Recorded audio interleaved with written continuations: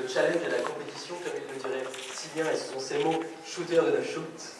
Alors, à toi de dire, Alice, explique-nous maintenant si la vengeance est un plat qui se mange froid. Merci bien.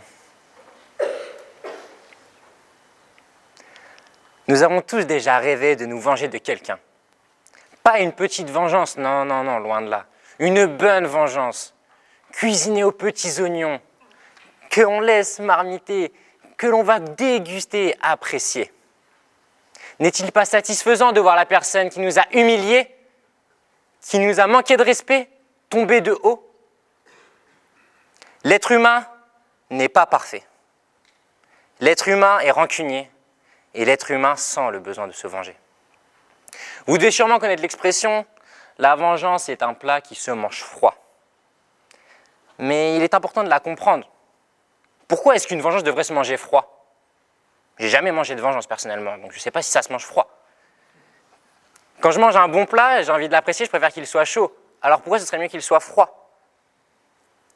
Pour comprendre cela, je vais vous inviter à me rejoindre dans ma machine temporelle. Bon, elle n'est pas présente ici, mais vous l'imaginez. Et nous allons nous rendre le 20 avril 1889, où un homme est né, et ce n'est autre que le terrible Adolf Hitler. À l'origine, il avait des points communs avec vous et moi. J'espère qu'il n'en avait pas trop avec vous, c'est mieux. Il avait des rêves. Le rêve de devenir artiste, qui se fut brisé lorsqu'il a été refusé de son école d'art. Des tableaux invendus à cause d'une ville dominée par les Juifs, ce qu'il disait. Cependant, il a voulu se venger. Lorsque l'on subit un échec ou une humiliation, on va vouloir rejeter la faute sur quelqu'un ou sur quelque chose. Lorsque j'avais des mauvaises notes, je disais « non mais c'est la faute des professeurs ». Ma mère, elle me disait « non, non, il ne faut pas trouver des excuses, c'est jamais de ta faute ». Sauf que c'est inconscient.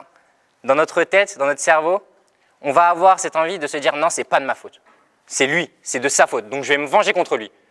Et Hitler, il l'a fait sacrément fort, créant le plus grand génocide de masse de l'histoire. Tout cela accompagné du traité de Versailles, qui avait humilié l'Allemagne. Lorsque l'on échoue dans quelque chose, on va chercher à se venger, comme je vous l'ai dit. Et donc, je ne suis pas là en train de justifier les actes qu'a commis Adolf Hitler, ne vous méprenez pas. Mais je vous montre simplement que lorsque l'on veut se venger, quand on prend le temps de préparer quelque chose étape par étape, les dégâts peuvent être dévastateurs. Mais pourquoi l'être humain ressent le besoin de se venger? Ne serait-il pas plus simple de pardonner et d'accepter la réalité? Nous allons reprendre la machine pour aller dans les années 90. Nous allons rencontrer un homme qui s'appelait Nelson Mandela. Cet homme apprenait la réconciliation en Afrique du Sud. Il réussissait tout ce qu'il entreprenait. Lorsque l'on a le succès, les hommes vont nous suivre. Cependant, l'être humain n'est jamais rassasié et prêt à tout pour grandir. Même un homme comme Nelson Mandela, prônant la paix et le pardon, a été trahi par ses associés. À plus grande échelle, une trahison peut causer la chute d'un empire.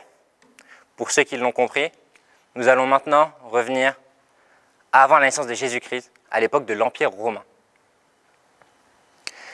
Jules César a commis une erreur, celle de pardonner son associé Brutus.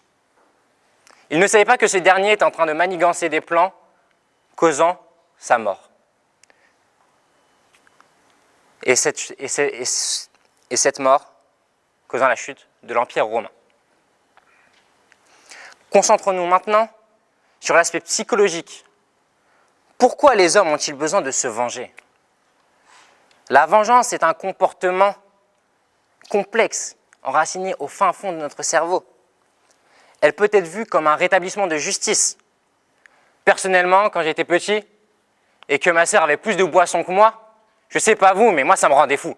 Du coup, du haut de mes 10 ans et de mes 1m30, j'ai dit à ma mère, écoute-moi, je veux plus de coca que ma sœur. Il n'y a pas de raison qu'elle en ait plus que moi. Et quand j'en ai eu plus, là j'étais satisfait. J'étais content. Mais pourquoi est-ce que ce sentiment de satisfaction m'a envahi. Ça s'explique par le fait que je me suis senti supérieur à elle. J'ai senti le fait que j'avais le contrôle sur la situation. Cependant, vouloir se venger à tout prix pour pouvoir avoir le dessus, c'est peut-être pas la meilleure solution. En fin de compte, bien que la vengeance puisse offrir une satisfaction temporaire, elle n'apporte souvent pas la paix ou la résolution à long terme.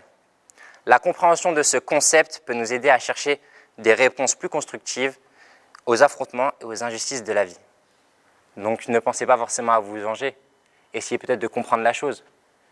Pardonner, est-ce une bonne chose? Faut-il le laisser faire? Faut-il laisser faire les gens, se faire marcher dessus? Ce n'est peut-être pas la solution. Chacun a sa version, c'est pour ça que le monde est ainsi. Je vous remercie de m'avoir écouté.